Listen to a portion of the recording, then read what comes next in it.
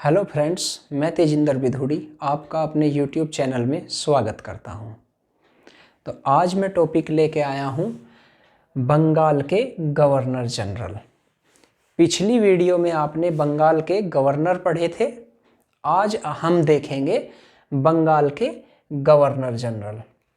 बंगाल के governor general कब से कब तक रहे? 1774 से 1833 ईस्वी तक बंगाल का गवर्नर जनरल पद रहा। ठीक है, यानी 1774 से 1833 ईस्वी तक बंगाल के गवर्नर जनरल रहे। बंगाल के गवर्नर जनरल का जो पद है, जो 1773 का रेगुलेटिंग एक्ट था उसके तहत सर्जित किया गया, यानी उसके तहत ये लाया गया। बंगाल के गवर्नर को बंगाल का गवर्नर जनरल बना दिया गया। तो रेगुलेटिंग एक्ट के बारे में हम थोड़े से ये पॉइंट मैंने लिखे हैं, इन्हें देख लेते हैं एक बार। रेगुलेटिंग एक्ट आने का क्या कारण था? दोस्तों, रेगुलेटिंग एक्ट क्यों आया? रेगुलेटिंग एक्ट इसलिए आया क्योंकि British east India company Bharat में जो शासन कर रही थी उस पर निगरानी रखने के लिए ब्रिटिश संसद ने रेगुलेटिंग एक्ट बनाया था, जिसे भारत में लागू किया गया। तो रेगुलेटिंग एक्ट आने का क्या कारण था? रेगुलेटिंग एक्ट का आने का कारण था जो ब्रिटिश ईस्ट इंडिया कंपनी के जो काले कारनामे थे, यहाँ जो लूट मचा रखी थी भारत में, उस पर निगरानी रखने के लिए रेगुलेटिंग एक्ट आया था। ठीक है, तो रेगुलेटिंग एक्ट आने का कारण हमने पता किया। इसके बाद जो है कुछ पॉइंट रेगुलेटिंग एक्ट से संबंधित हम देख लेते हैं। तो इसमें अगला पॉइंट है, बंगाल का गवर्नर पद समाप्त करके गवर्नर जनरल पद शुरू कर दिया। जैसे कि मैं इसे पहले भी बता चुका हूँ, पहले जो था प्लासी का जो युद्ध हुआ था 1757 में, उसके बाद बंगाल का गवर्नर पद शुरू हुआ और वो जो है 1773 के रेगुलेटिंग एक्ट तक चला। इसमें मैं लिख देता हूं, रेगुलेटिंग एक्ट 1773। ठीक है, 1773 का रेगुलेटिंग एक्ट है। तो ये 1773 के रेगुलेटिंग एक्ट तक बंगाल के गवर्नर का पद चला था।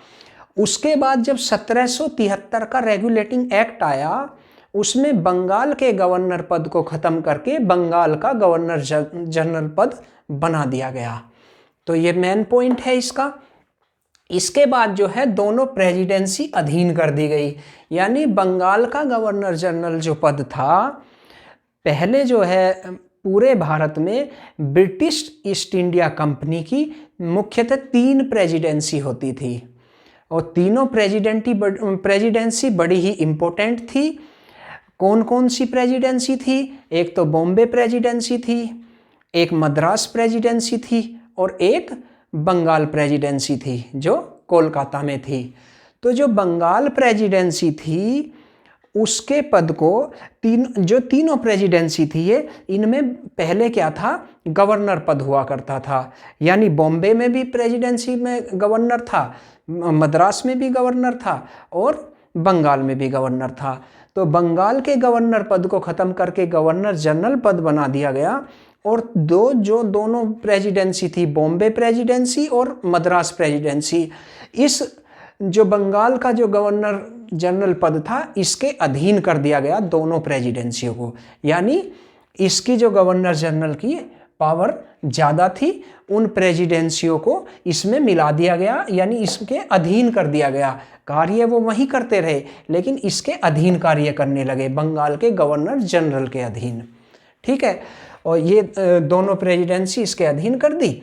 अब नेक्स्ट जो पॉइंट है, 1774 में सुप्रीम कोर्ट की स्थापना। रेगुलेटिंग 1773 के रेगुलेटिंग एक्ट के तहत 1774 में भारत के कलकत्ता में पहला सुप्रीम कोर्ट स्थापित हुआ। ठीक है, और उसमें जो है एक मुख्य न्यायाधीश और 3 अन्य न्यायाधीशों की स्थापना हुई, यानी बनाए गए। तो जो मेन मुख्य न्यायाधीश था सुप्रीम कोर्ट का, जिसे हम चीफ जस्टिस कहते हैं, उसका नाम था एलिजा इम्पे। तो एलिजा इम्पे मुख्य न्यायाधीश था और 3 अन्य न्यायाधीश थे जो सुप्रीम कोर्ट के लिए कार्य करते थे। यानी 1774 में जो सुप्रीम कोर्ट की स्थापना हुई वो उसमें मुख्यतः एक मुख्य न्यायाधीश और 3 अन्य न्यायाधीश थे। ठीक है, टोटल 4 न्यायाधीश कार्य करते थे। तो ये था हमारा रेगुलेटिंग एक्ट। तो रेगुलेटिंग एक्ट के तहत बंगाल के गवर्नर जनरल में लेके आया हूँ। ये मोस्टली सारे गवर्नर जनरल हैं जो मैंने लिस्टिंग किए हैं अपने चार्ट में। तो बारी बारी से हम गवर्नर जनरल को देखते हैं। सबसे पहले मैं इन्हें एक बार पढ़ूंगा जिससे आपके याद हो जाए और याद कराने की कोशिश करता हूँ। नंबर 1 पे है हमारा वारेन हेस्टिंग, जो प्रथम गवर्नर जनरल था। वारेन हेस्टिंग के बाद आता है सर जॉन मैकफरसन, जो स्थानापन्न था। स्थानापन्न का मतलब होता है स्थान पे, दूसरे के स्थान पे कार्य करना, यानी ये कार्यवाहक था, अस्थायी था। स्थानापन्न भी कह सकते हैं, कार्यवाहक भी कह सकते हैं, अस्थायी भी कह सकते हैं। तो यानी सर जॉन मैकफरसन ये अस्थायी गवर्नर जनरल था, स्थायी नहीं था। इसके बाद आता है लॉर्ड कॉर्नवालिस। लॉर्ड कॉर्नवालिस के बाद आता है सर जॉन शोर। सर जॉन शोर के बाद कौन आया? सर ए क्लार्क। ठीक है, तो ये 5 गवर्नर जनरल हुए। कौन कौन से? Warren Hasting, sir John Macpherson, Lord Cornwallis, sir John Shore और सर ए क्लार्क। अब अगले 5 देख लेते हैं हम। नेक्स्ट है Lord Wellesley, Lord Cornwallis, sir George Barlow, Lord Minto प्रथम और लॉर्ड हेस्टिंग। कौन कौन से हुए? Lord Wellesley, Lord Cornwallis, sir George Barlow, Lord Minto प्रथम और लॉर्ड हेस्टिंग। तो ये 10 गवर्नर जनरल हुए। आगे देखते हैं, 4 और बचे हैं हमारे। अगला है जॉन एडम्स। कौन है? जॉन एडम्स और लॉर्ड एमहर्स्ट, विलियम बेली और लॉर्ड विलियम बेंटिंग। तो ये 14 जो हैं हमारे गवर्नर जनरल हैं। इन 14 गवर्नर जनरलों में 4 गवर्नर जनरल जो अस्थायी हैं। ठीक है, इन्हें मैंने लिस्टिंग कर दिया है, इनका कोई ज़्यादा इम्पोर्टेंस नहीं है। मुख्यतः मुझे जो आपको बताने थे, ये 14 में से 10 ही गवर्नर जनरल ऐसे हुए हैं जो स्थायी थे और जिनके कार्यकाल में महत्वपूर्ण कार्य हुए हैं। तो आइए बारी बारी से देखते हैं और इनका टाइम देखते हैं, ये कब से कब तक रहे थे। पहला गवर्नर जनरल हमारा बंगाल का पहला गवर्नर जनरल है Warren Hasting. Warren Hasting Bengal का प्रथम गवर्नर जनरल था जो 1774 से 1785 ईस्वी तक रहा। कब से कब तक रहा? वारेन हेस्टिंग 1774 से 1785 ईस्वी तक रहा। वारेन हेस्टिंग के कार्यकाल में कई महत्वपूर्ण कार्य हुए। सबसे महत्वपूर्ण कार्य वारेन हेस्टिंग का है द्वैध शासन का अंत करना, यानी द्वैध शासन को वारेन हेस्टिंग ने ही 1772 में समाप्त किया था, जब ये बंगाल का गवर्नर था। तो वारेन हेस्टिंग का पहला कार्य क्या हुआ? द्वैध शासन को समाप्त करना था।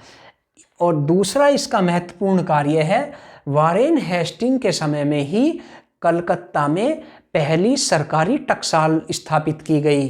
कलकत्ता में जो पहली टकसाल स्थापित की गई वो वारेन हेस्टिंग के कार्यकाल में की गई। टकसाल का क्या कार्य था? मुद्रा की ढलाई, यानी सिक्कों की ढलाई करते थे। जैसे कि आज वर्तमान समय में जो हमारे वर्तमान इंडिया में जो टकसाल हैं, जैसे कि नोएडा में और बॉम्बे में, हैदराबाद में, ठीक है, और कोलकाता में, हमारे यहाँ प्रेजेंट में जो है इन 4 जगह जो हैं हमारे टकसालों की ढलाई यानी सिक्कों की ढलाई की जाती है। तो सिक्कों की ढलाई के लिए टकसाल स्थापित किसने की? वारेन हेस्टिंग ने की। वारेन हेस्टिंग के समय में एक महत्वपूर्ण घटना घटी थी, वो मैं आपको बताता हूँ। एक व्यक्ति थे नंद कुमार। नंद कुमार नामक व्यक्ति ने वारेन हेस्टिंग पर यह आरोप लगाया कि वारेन हेस्टिंग ने बंगाल के नवाब की विधवा पत्नी यानी मीर जाफर जो बंगाल का पहले नवाब था उसकी विधवा पत्नी से घूस ली है या रिश्वत ली है। तो उसने वो जो इसके खिलाफ मुकदमा जो है सुप्रीम कोर्ट में डाल दिया। तो वारेन हेस्टिंग जो है सुप्रीम कोर्ट के चीफ जस्टिस जिसका नाम था एलिजा इम्पे उससे जाके मिल गए और उल्टा नंद कुमार को ही मुकदमे में फंसा दिया और जिसके बाद नंद कुमार को फांसी दे दी गई। तो भारत के इतिहास में इसे न्यायिक हत्या के नाम से जाना जाता है। तो नंद कुमार को फांसी दे दी गई और एक तरह से न्यायिक हत्या हो गई। तो वारेन हेस्टिंग ने के 3 मैंने प्रमुख कार्य आपको बताए। कौन कौन से बताए? द्वैध शासन का अंत किया इसने, यानी द्वैध शासन समाप्त किया। और इसमें कलकत्ता में जो है कलकत्ता में टकसाल की स्थापना की और नंद कुमार को फांसी। और इसके बाद जो है ये ब्रिटेन लौट जाता है और 1788 से 1795 तक ब्रिटेन की संसद में इस पे महाभियोग लगाया जाता है। बाद में इसे महाभियोग में बरी कर दिया जाता है। ठीक है, तो ये कार्य थे मेन कार्य वारेन हेस्टिंग के, जो बंगाल के प्रथम गवर्नर जनरल थे। वारेन हेस्टिंग के बाद आते हैं सर जॉन मैकफरसन। ये कार्यवाहक गवर्नर जनरल थे जो 1785 से 86 तक लगभग 1 साल का पीरियड रहा है इनका। तो सर जॉन मैकफरसन के समय में जो है कोई खास इतना कार्य नहीं हुआ। इन्होंने एक कार्य किया कि जो ब्रिटिश आर्मी थी, ब्रिटिश सेना को काफ़ी दिन से वेतन नहीं मिला था। तो इसने और जिसलिए ब्रिटिश सेना जो है बगावत कर रही थी, तो इसने सर जॉन मैकफरसन ने ब्रिटिश सेना को वेतन देने का कार्य किया और इसने सरकारी खजाने को ज़्यादा खर्च नहीं किया। उसके बाद लगभग 1 साल के बाद जो है इसे हटा दिया जाता है। अब नेक्स्ट हमारा तीसरा गवर्नर जनरल है लॉर्ड कॉर्नवालिस। लॉर्ड कॉर्नवालिस बहुत ही इम्पोर्टेंट गवर्नर जनरल है एग्जाम की दृष्टि से। लॉर्ड कॉर्नवालिस से कई क्वेश्चन जो हैं एग्जाम में पूछे गए हैं। तो देखते हैं लॉर्ड कॉर्नवालिस के मुख्य कार्य। ये कब से कब तक रहा था? लॉर्ड कॉर्नवालिस रहा है 1786 से 1793 ईस्वी तक। कब से कब तक रहा? 1786 से 1793 ईस्वी तक। इसने कई ऐसे कार्य किए हैं जिनका इसे जन्मदाता कहा जाता है। तो इसका पहला जो महत्वपूर्ण कार्य है वो है स्थायी बंदोबस्त। स्थायी बंदोबस्त के जन्मदाता किसे कहा जाता है? लॉर्ड कॉर्नवालिस को कहा जाता है। स्थायी बंदोबस्त 1793 ईस्वी में आया था। तो स्थायी बंदोबस्त में क्या था?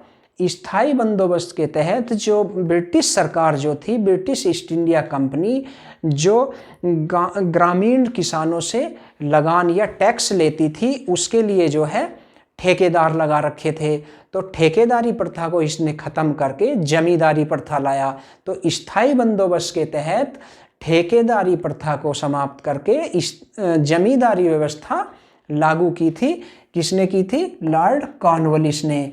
यानी टैक्स को कलेक्ट करने के लिए जमींदारों की स्थापना कर दी, यानी जमींदार बना दिए।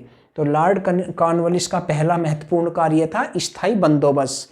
इसका दूसरा महत्वपूर्ण कार्य था सिविल सेवा के जनक कहा जाता है इसे, यानी सिविल सेवा का जन्मदाता। सिविल सेवा में इसने क्या किया? जो जिले के कलेक्टर का पद होता था, सारी शक्ति, जिले की सारी शक्ति जिले के कलेक्टर को दे दी। ठीक है, तो इसे सिविल सेवा का, जो आज वर्तमान में यूपीएससी है, वो सिविल सेवा का जनक किसे कहा जाता है? लॉर्ड कॉर्नवालिस को। तो 2 महत्वपूर्ण कार्य लॉर्ड कॉर्नवालिस के हुए, स्थायी बंदोबस्त के जन्मदाता, सिविल सेवा के जन्मदाता। और तीसरे हैं ये पुलिस के जन्मदाता, यानी पुलिस व्यवस्था के जन्मदाता। जो आज वर्तमान में आप देखते हो सारे स्टेटों में, भारत के सारे स्टेटों में पुलिस व्यवस्था जो फैली हुई है, उसके जन्मदाता लॉर्ड कॉर्नवालिस को माना जाता है। और इन्होंने थानों की स्थापना की और थाना इंचार्ज दरोगाओं को लगाया। और जैसे कि वर्तमान समय में थाना इंचार्ज अब इंस्पेक्टर होते हैं, उस टाइम जो है दरोगा हुआ करते थे। तो लॉर्ड कॉर्नवालिस के 3 महत्वपूर्ण कार्य हो गए, सिविल सेवा के जनक हो गए, स्थायी बंदोबस्त के जन्मदाता हो गए और पुलिस सेवा के जन्मदाता हो गए। ठीक है। और तीसरा, इन्हें न्यायिक व्यवस्था का जन्मदाता भी कहा जाता है, यानी न्याय व्यवस्था का पृथकीकरण जो है लॉर्ड कॉर्नवालिस ने किया। यानी पहले क्या था, जो सरकार होती थी उसके ही अधीन सारे कार्य होते थे, तो इन्होंने न्याय व्यवस्था को अलग कर दिया और उसे शक्ति प्रदान कर दी। तो न्याय व्यवस्था का पृथकीकरण किसने किया?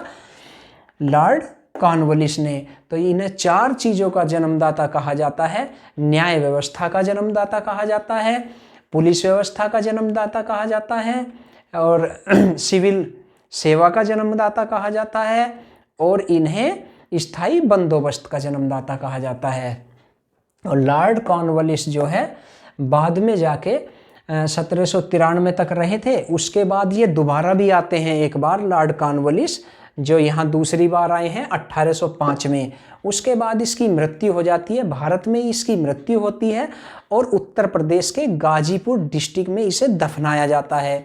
ये क्वेश्चन कई बार पूछा गया है दोस्तों कि भारत के कौन से गवर्नर जनरल की मृत्यु भारत में हुई और जिसकी कब्र जो है भारत में ही स्थित है या उत्तर प्रदेश में स्थित है। तो उत्तर प्रदेश के गाजीपुर डिस्ट्रिक्ट में लॉर्ड कॉर्नवालिस की कब्र स्थित है। तो लॉर्ड कॉर्नवालिस से मुख्यतः ये महत्वपूर्ण कार्य आपने देखे। उसके बाद देखते हैं आगे। और हाँ, लॉर्ड कॉर्नवालिस ने एक कार्य और किया था, दासों के व्यापार पर रोक लगा दी थी। पहले क्या था, दासों का व्यापार विदेशों में होता था, यहाँ से बड़ी मात्रा में दासों को ले जाकर समुद्र के रास्ते से विदेशों में कार्य कराया जाता था। तो दासों के व्यापार पर रोक किसने लगाई? लॉर्ड कॉर्नवालिस ने लगाई। तो लॉर्ड कॉर्नवालिस कब से कब तक रहा? 1786 से 1793 तक रहा। और उसके बाद कब आया? 1805 में आया दूसरी बार। ठीक है। लॉर्ड कॉर्नवालिस के बाद आता है सर जॉन शोर। सर जॉन शोर के समय में एक महत्वपूर्ण कार्य हुआ था। जो यूरोपीय मिलिट्री थी, यानी ईस्ट इंडिया कंपनी में जो यूरोपीय लोगों की जो सेना थी, उन जवानों ने बगावत कर दी। बगावत क्योंकि वो दोहरा भत्ते की मांग कर रहे थे। जो वेतन भत्ते मिलते थे, जो भारतीय सैनिक थे और यूरोप के यानी ब्रिटेन के सैनिक थे, उन्हें एक जैसे भत्ते दिए जाते थे। तो ब्रिटेन के सैनिकों ने मांग की कि हमें जो है दोहरा भत्ता दिया जाना चाहिए, जिसको दबाव में आके सर जॉन शोर ने मान लिया और ब्रिटेन के सैनिकों को दोहरा भत्ता दिया जाने लगा, जिस कारण ब्रिटेन की सरकार जो है इससे थोड़ी नाराज हो गई और इसके बाद इसे हटा दिया गया।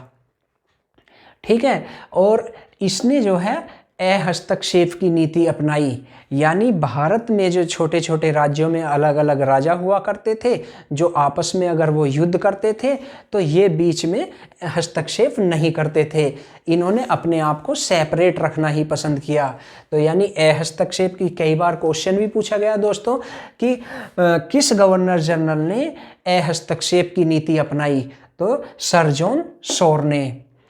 तो इसके 2 मेन कार्य थे, हस्तक्षेप की नीति और इसके समय में जो है यूरोपीय सैनिकों का जो है एक तरह से भत्ते के लिए जो है डिमांड की गई थी।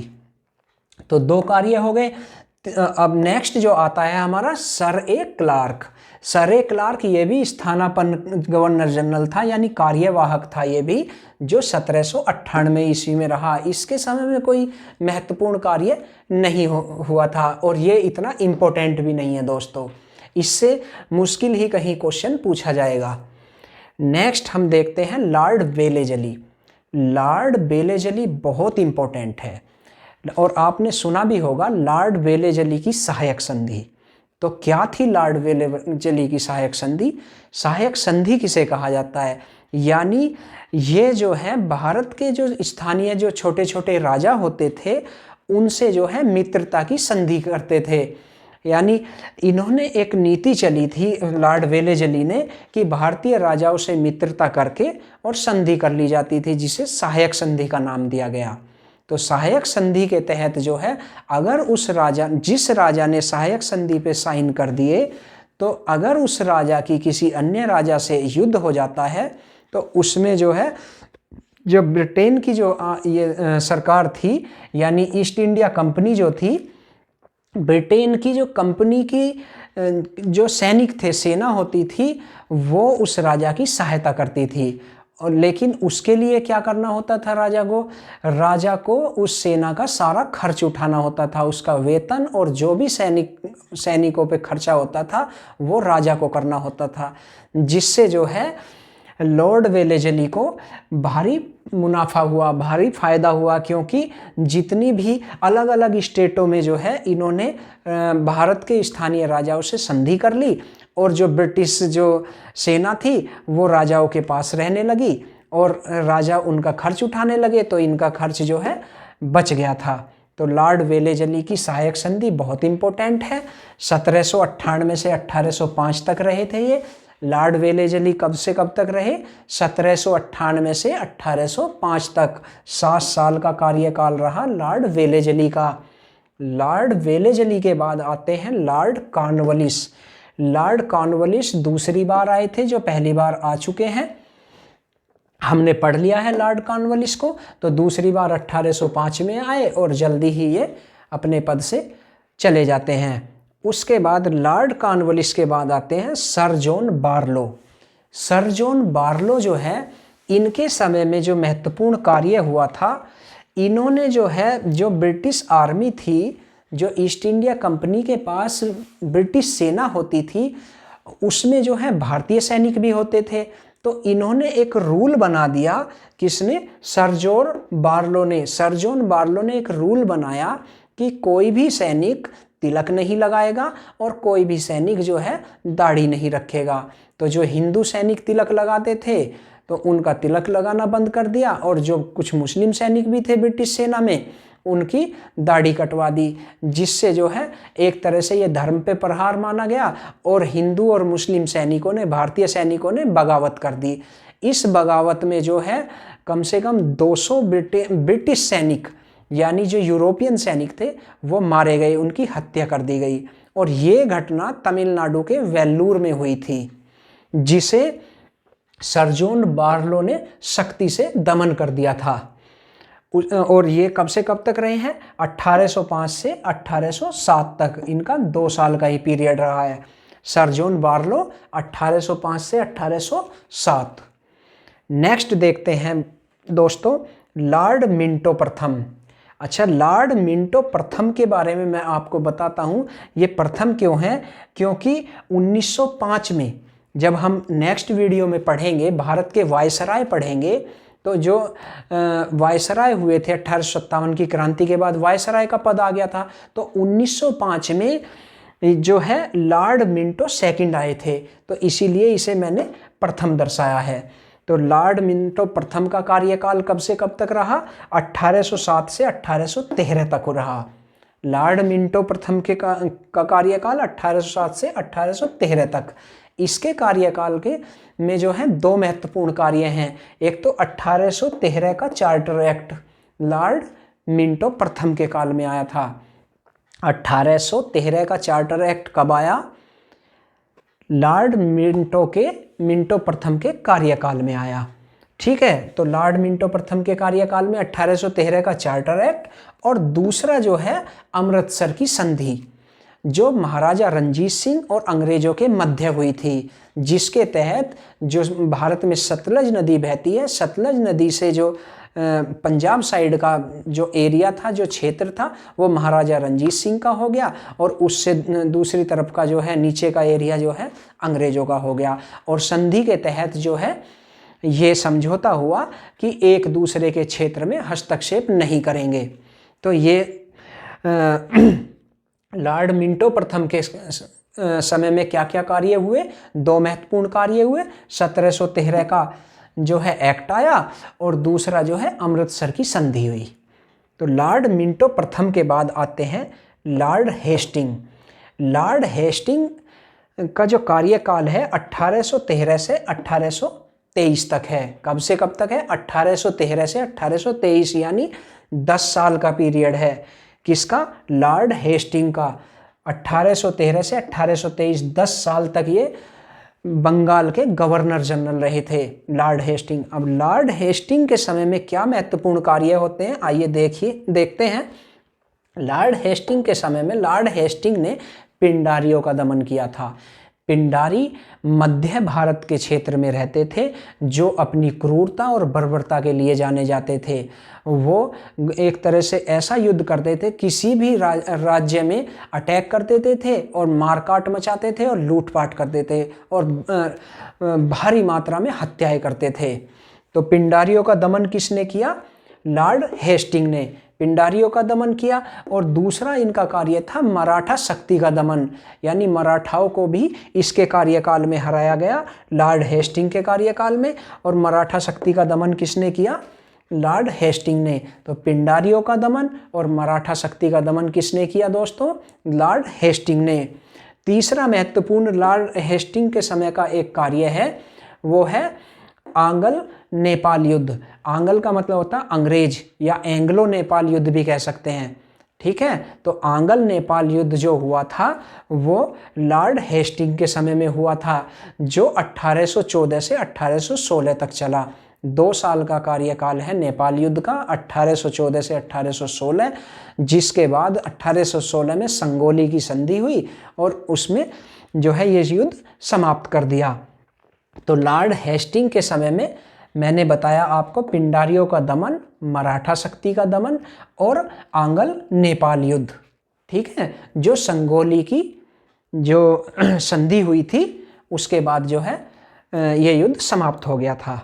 तो लॉर्ड हेस्टिंग को हमने पढ़ा। अब नेक्स्ट आते हैं जॉन एडम्स। जॉन एडम्स कोई खास कार्य नहीं किया, ये भी कार्यवाहक या स्थानापन्न थे। 1823 में आए, अल्प समय के लिए आए और 1823 में चले गए। अब नेक्स्ट हम बंगाल का गवर्नर जनरल नेक्स्ट देखते हैं लॉर्ड एमहर्स्ट। कौन है? Lord Amherst. अच्छा, इसके समय में एक महत्वपूर्ण कार्य है आंग्ल बर्मा युद्ध। अंग्रेजों का आंग्ल यानी अंग्रेज और बर्मा, जो आज वर्तमान में म्यांमार है। तो आंग्ल बर्मा युद्ध किसके समय में हुआ था? लॉर्ड एमहर्स्ट के समय में हुआ। कब से कब तक हुआ? 1824 से 1826 तक हुआ था। तो लॉर्ड एमहर्स्ट का कार्यकाल कब से कब तक है? यह है 1823 से 1828 तक। कब से कब तक है? 1823 से 1828 तक लॉर्ड एमहर्स्ट बंगाल के गवर्नर जनरल रहे। और इसके समय में जो है आंग्ल बर्मा युद्ध हुआ, जो 1824 से 1826 तक चला। तो लॉर्ड एमहर्स्ट के समय में यही महत्वपूर्ण कार्य है। आगे देखते हैं विलियम बेली। विलियम बेली भी स्थानापन्न या कार्यवाहक थे और 1828 में आए और 28 में ही चले गए। और हमारा जो नेक्स्ट है लॉर्ड विलियम बेंटिंग, और ये लास्ट बंगाल का लास्ट गवर्नर जनरल है, जिसे हम बंगाल का अंतिम गवर्नर जनरल भी कहते हैं। बंगाल के अंतिम गवर्नर जनरल का क्या नाम है? Lord William Bentinck. कब से कब तक रहा? 1828 से 1833 तक। कब से कब तक रहा लॉर्ड विलियम बेंटिंग? 1828 से 1833 तक रहा। तो 1833 का जो चार्टर एक्ट आया था वो किसके समय में आया? लॉर्ड विलियम बेंटिंग के समय में आया। तो लॉर्ड विलियम बेंटिंग के समय में क्या महत्वपूर्ण कार्य हुआ? 1833 का चार्टर एक्ट आया। और क्या कार्य किया? लॉर्ड विलियम बेंटिंग के 2-3 महत्वपूर्ण कार्य हैं, उन्हें देख लेते हैं। एक तो सती प्रथा का अंत, जो 1829 में किया गया। राजा राममोहन राय की सहायता से लॉर्ड विलियम बेंटिंग ने 1829 में सती प्रथा का अंत किया। सती प्रथा किसे कहते थे ये आप अच्छी तरह जानते होंगे। तो सती प्रथा के बाद जो है इन्होंने जो है एक और प्रथा थी भारत में, दास प्रथा, दास प्रथा का अंत भी लॉर्ड विलियम बेंटिंक ने किया। और कब किया? 1832 में। 1832 में दास प्रथा का अंत, 1829 में सती प्रथा का अंत किसने किया? लॉर्ड विलियम बेंटिंक ने। और एक भारत में प्रचलित थी ठग प्रथा, तो ठग प्रथा का अंत भी लॉर्ड विलियम बेंटिंक ने ही किया है। तो ये 3 प्रथा हैं, सती प्रथा, दास प्रथा और ठग प्रथा, तीनों का अंत जो है लॉर्ड विलियम बेंटिंक ने किया था। तो ये बेंटिंक के महत्वपूर्ण कार्य थे। और इन्हें जो है न्यायिक सेवा का भी इन्होंने एक महत्वपूर्ण कार्य किया था। क्या किया था? इन्होंने न्याय व्यवस्था को जो है अलग किया, यानी जैसे न्याय करने के लिए दीवानी न्यायालय, फौजदारी न्यायालय होते थे, उन्हें जो है और शक्ति प्रदान कर दी। और इन्होंने एक कार्य किया, जो जिले का कलेक्टर होता था, एक जिला कलेक्टर और जिला मजिस्ट्रेट, जिसे डिस्ट्रिक्ट मजिस्ट्रेट कहते थे, उसके पद को एक कर दिया। तो यानी जिला कलेक्टर और जिला मजिस्ट्रेट के जो 2 अलग अलग पद थे, उसको एक ही पद बना दिया। किसने? लॉर्ड विलियम बेंटिंक ने। तो ये लॉर्ड विलियम बेंटिंक के महत्वपूर्ण कार्य थे। और लॉर्ड विलियम बेंटिंक 1828 से 1833 तक रहा था। तो ये हमारे महत्वपूर्ण, वैसे संख्या में देखा जाए तो 14 हैं ये, बाकी जो इम्पोर्टेंट हैं ये 10 जो हैं बंगाल के गवर्नर जनरल हैं। तो उम्मीद करता हूँ ये चार्ट भी आपको समझ में आया होगा। एक बार इसका स्क्रीनशॉट भी आप ले सकते हैं। और मैं उम्मीद करता हूँ कि ये अच्छे से याद भी हो गया होगा। अब जो नेक्स्ट वीडियो आएगी हमारी, वो आएगी भारत के गवर्नर जनरल। यानी मैंने जैसे पहले बताया था पहली वीडियो में आपको, बंगाल के गवर्नर हुए प्लासी के युद्ध के बाद। 1773 के रेगुलेटिंग एक्ट के तहत जो है बंगाल के गवर्नर को बंगाल का गवर्नर जनरल बना दिया। 1833 के रेगुलेटिंग एक्ट के तहत बंगाल के गवर्नर जनरल को भारत का गवर्नर जनरल बना दिया। और फिर जो है 1857 की क्रांति होती है, और जो है ब्रिटिश संसद जो है, यानी ब्रिटिश सरकार जो है भारत पे पूरा अपने अधिकार में कर लेती है सब कुछ। और फिर चलता है किसका दौर? वायसराय का दौर। तो ये 4 पद मेनली आते हैं, बंगाल का गवर्नर, बंगाल का गवर्नर जनरल, भारत का गवर्नर जनरल और भारत का वायसराय। तो अगली वीडियो में हम पढ़ेंगे भारत के गवर्नर जनरल।